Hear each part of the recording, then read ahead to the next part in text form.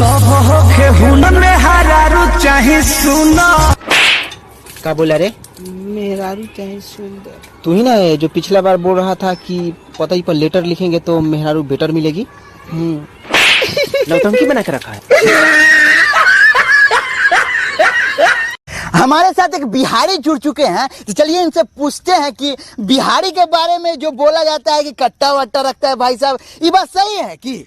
अरे ना रिपोर्टर, ये सब गलत बात है। तनी पकड़ो खैनी बना लेते हैं। ये बिहार के बदनाम करने पर लगा है बात।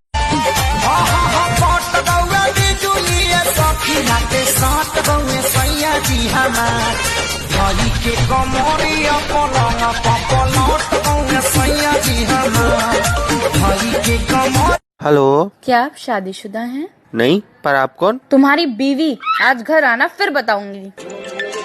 हेलो, क्या आप शादीशुदा हैं? हाँ, पर आप कौन? तुम्हारी गर्लफ्रेंड धोखेबाज। सॉरी यार, मुझे लगा मेरी बीवी है। बीवी ही